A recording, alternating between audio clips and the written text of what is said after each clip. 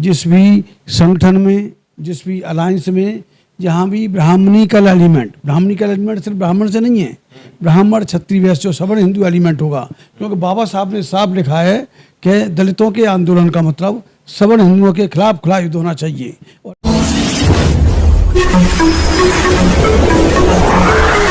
मैं एम नफीस रशीद, आप देख रहे हैं भारत न्यूज़ 247।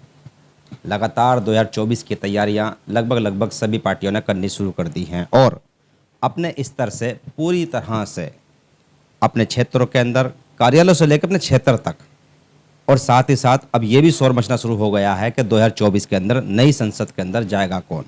इसी तरह की थंबनेल भी है और इसी यही मुद्दा भी रहेगा। लगातार भारत न्यूज़ 247 पर मैं ये बात करूंगा हर पार्टी के राष्ट्रीय अध्यक्ष से, और जो जनता है वो बताएगी कि अब आने वाली 2024 की लोकसभा में जाएगा कौन। हालांकि तैयारियां जिस तरह से की गई हैं, यानी कि एक गठबंधन जो दोबारा से रिन्यू हुआ है उसका नाम इंडिया रखा गया है, जो विपक्षी गठबंधन है, और दूसरा पहले से ही मौजूद है 38 संगठनों के साथ में, यानी कि एनडीए। उसके प्रमुख नरेंद्र मोदी और इस समय प्रधानमंत्री हैं, और चर्चित प्रधानमंत्री हैं, ऐसे प्रधानमंत्री जो किसी भी मुद्दे को चलने नहीं दे रहे हैं और धर्म का साथ लेकर पूरी तरह से सारे विपक्षियों पर हावी हैं। इसी तरह एक पार्टी और है अंबेडकर समाज पार्टी, जो कि लगातार संघर्ष कर रही है और किसी तरह से भी अपने जो सिद्धांत हैं उनके ऊपर कोई समझौता नहीं करती है। कुछ दिन पीछे भाई तेज सिंह साहब से मेरी बात हुई थी तो उन्होंने साफ साफ कहा था कि हम ब्राह्मणों को अपनी पार्टी में जगह नहीं देंगे, और यही मुद्दा मेरा आज भी रहेगा। क्यों?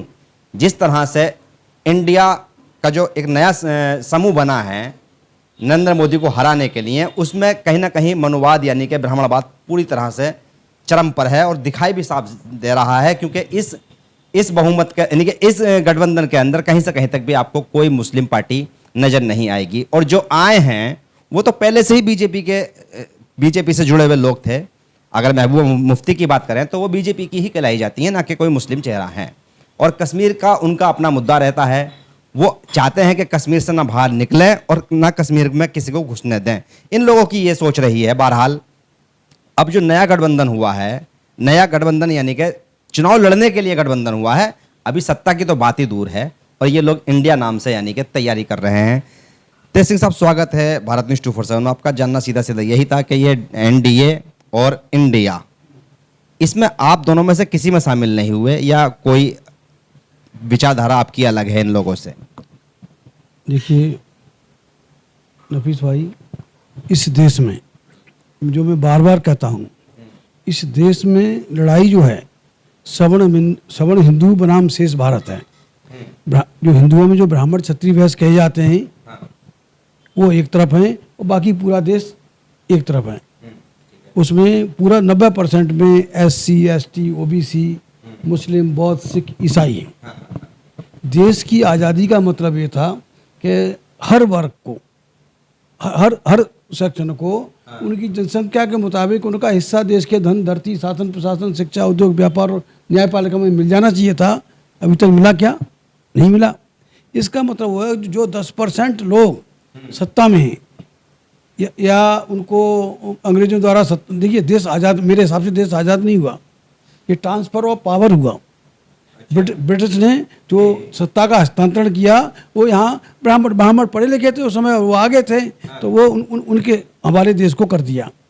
आज भी जो ब्रिटेन की महारानी थी, अब तो मर गई, उनकी जगह पर उनका बेटा आया है, वो बगैर वीज़ा के हमारे देश में आते हैं।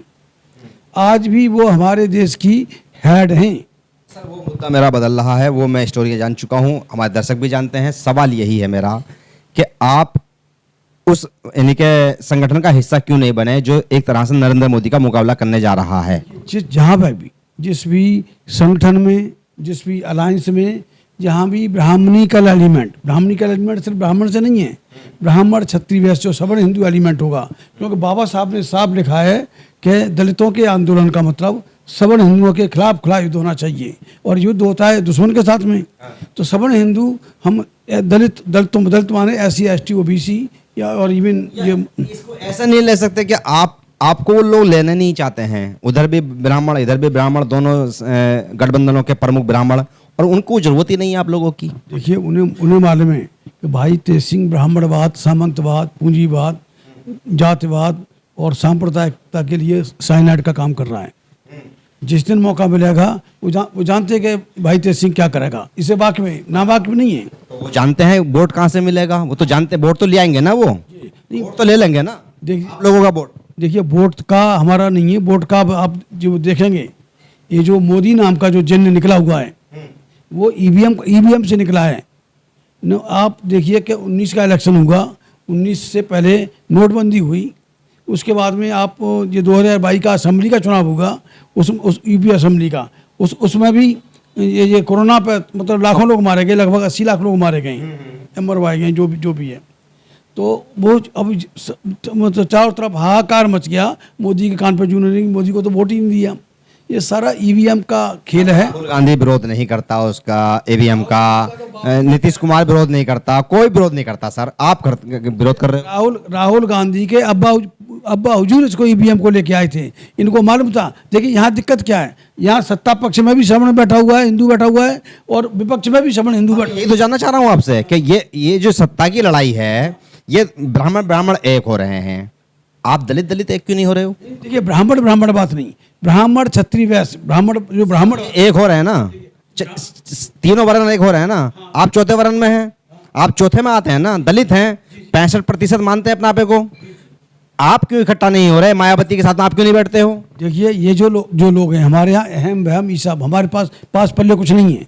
मेरी ताकत नहीं है 4 सीटों पर मैं पार्लियामेंट का चुनाव लड़ सकूँ या लड़वा सकूँ, लेकिन मैं पूरे देश की जिम्मेदारी लेता हूँ। वो अहम टकराता है, लोगों के मन में क्या है, दिल में क्या है, दिमाग में क्या है, ये सारी बातें खटकती हैं और एक दूसरे से मिलकर राजी नहीं है। दलित मुस्लिम है, वो इकट्ठे क्यों नहीं हो रहे हो? नहीं भाई, मेरी कोशिश में कहाँ कमी है? मैंने हमेशा कोशिश की। अभी पिछले 2022 के चुनाव में कोशिश करी, कहाँ करी? 2022 के चुनाव से पहले ये जो है MIM है, पूरे देश की MIM, 5 राज्यों के मतलब प्रदेश अध्यक्ष, इस राय उनकी एक राय थी कि अगर भाई तेज सिंह और ओवैसी साहब इकट्ठे हो जाते हैं, एक साथ बैठ जाते हैं, प्रेस कॉन्फ्रेंस कर देते हैं, तो इंशाल्लाह हमें वोट नहीं मांगना पड़ेगा और निश्चित तौर से हम योगी को उत्तर प्रदेश में रोक पाएंगे। पूरे उसने कोशिश की और लास्ट में आके मैंने एक ही बात रखी उनसे। यूँ कहा जाए कि आप लोगों के पास सिस्टम नहीं है, धर्म का सिस्टम नहीं है, धर्म में फेल हो रहे हो आप मुझे देखिए, मुझे बात पूरी करनी दीजिए। तो वहाँ जब मेरी एक ही बात थी कि भाई पहले ओवैसी साहब की और मेरी बैठ के बातचीत हो जाए, उसके बाद में तो दोनों संगठन मिलकर काम करेंगे, वो तो कोई दिक्कत नहीं। सिर्फ एक प्रेस कॉन्फ्रेंस हो जाए ओवैसी साहब की, भाई तेज सिंह की, तो निश्चित तौर से एक ऐसा मैसेज चला जाएगा, फिर दलित और मुसलमान को मतलब इकट्ठा होने से कोई नहीं रोक सकता। लेकिन पूरा संगठन MIM तैयार, अम्बेडकर समाज पार्टी तैयार, मैं भी तैयार, लेकिन ओवैसी साहब ने मिलने का टाइम नहीं दिया। आखिर में जब उनके जो प्रदेश अध्यक्ष थे इसके यूपी के, उन्होंने कहा कि भाई साहब चलो ओवैसी साहब से बाद में मुलाकात हो जाएगी, पहले सीटों का बंटवारा कर लेते हैं, सीटों का लफड़ा पड़ता है। मैंने उनको साफ कह दिया भाई मुझे एक भी सीट नहीं चाहिए, आप मुझे इस्तेमाल कर लो चुनाव में, यहाँ तक मैंने कह दिया। उसके बाद भी मतलब ओवैसी साहब ने मुझे टाइम नहीं दिया, मिलने की जहमत तक नहीं उठाई। तो आप लगा लो कि कैसे किसके मन में क्या चल रहा है, क्या हो रहा है, क्या नहीं हो रहा। आपका मन साफ है, पर मायावती और चंद्रशेखर आजाद रावण से, विदाउट चंद्रशेखर रावण और मायावती से आपके संबंध? देखिए संबंध की बात छोड़िए, राजनीति में संबंध माने नहीं रखते, तो होना चाहिए ना। राजनीति में सिद्धांत माने रखता है, ठीक है, संबंध माने नहीं रखते, सिद्धांत माने रखता है। अगर देखिए, अगर बाबा साहब सिद्धांतहीन हो जाते, अगर पैसे के लिए खेल कर जाती, तो हम यहाँ आज कुर्सी पर नहीं बैठे होते, साफ कपड़ों में नहीं होते। तो जो ये आप सब मालूम है कि मायावती एक पॉलिटिशियन नहीं है, मायावती एक राजनेता नहीं है, वो एक बिजनेस वूमेन है। उसने बिजनेस किया अपने ही समाज के, आप महिला को जिसने इतने सारे काम किए हैं उसको आप यानी कि बिजनेस में जोड़ रहे हैं राजनीति से? नहीं, पहचान दिलाइए बहुजन को। बगैर बिजनेस के पैसा आता है क्या? उन्होंने राजनीति को और राजनीति दलितों के वोट पर राजनीति करके, अगर सर समाज उनको पैसा दे रहा तो आपत्ति क्या है? कौन से समाज ने पैसा दे रहा है? बहुजन समाज ने दिया, कोई नहीं, सब झूठा देते हैं। अरे सब झूठ है, अर्जी फर्जी क्या हुआ वो छोड़ो, वो तो बहुत लंबी बात है। कोई बहुजन समाज पैसे नहीं देता। बस में आप बहुजन लड़ रहे हो तो इसे सत्ता ये हासिल करके बैठ जाते हैं। हाँ, वो बैठ जाते हैं। ये लोगों का नशा था।